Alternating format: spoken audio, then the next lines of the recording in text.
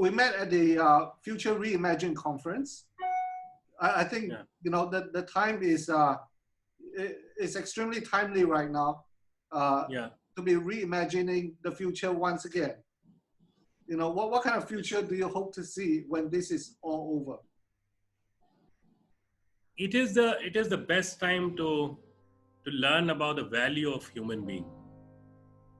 It is the best time to change those demeaning words like donor and beneficiary, and that farmer is unskilled, and all those demeaning word which has actually divided the society into two parts, right? Because so my regret and my sadness somewhere is, and I'm actually writing a book on poetry now. My poet has come back. Wow. So and the book is called Kovidi. What's that? Kovidi. Kovidi from COVID. Okay.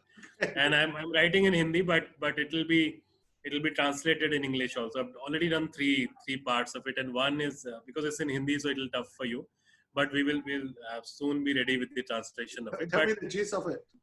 So first one which I did was that I actually spoke in that poetry to the villagers and the people who have migrated and who are a part of this reverse migration. I've actually told them that don't come back. Don't come back, because the fact remains that we couldn't give you that trust. We couldn't give you that care. You have done. I mean, you grow the rice for me. I sit at home and eat rice every day, and different variety of rice and different things I make out of that rice.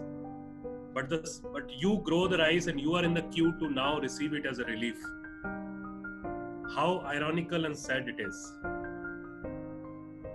So this is a sad part of the entire story, that someone who grows food for you now is in the queue to receive it as a relief to survive.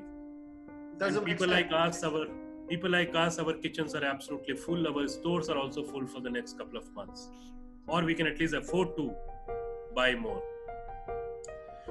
So new world which comes, if at all most of us understand the value of the person who, because of whom we are still able to sit on this laptop and talk to each other.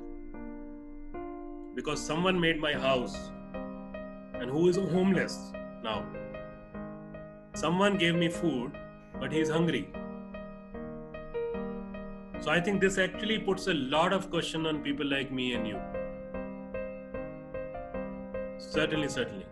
So I'm looking for a world which has more value for the fellow human being, with much lesser arrogance of the people who are so-called illiterate, or who have the big houses, or who can speak in more than one language, or who have studied in the best possible universities. Much lesser arrogance of this, and the realization that whatever we hoard, whatever we keep with us, at a certain point, half of it is not of any use. What you need is just 2 meals a day.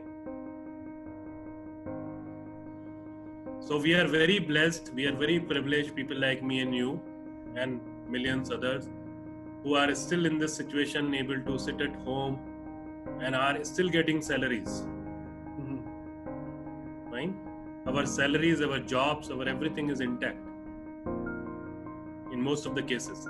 But look at those millions and millions of people, maybe now billion, who have suddenly become homeless, who are starving, who are waiting for someone else to give food, and who never trusted us, who started walking, who started going back to the villages because we couldn't even give them that trust, that comfort, that be with us, we can be together, we can live. And what are people asking for? People are just asking for maybe not even $100 worth of food. $100 is a huge sum. I'm saying that in India, even if people have $25, $30 worth of food, this is really good enough to survive.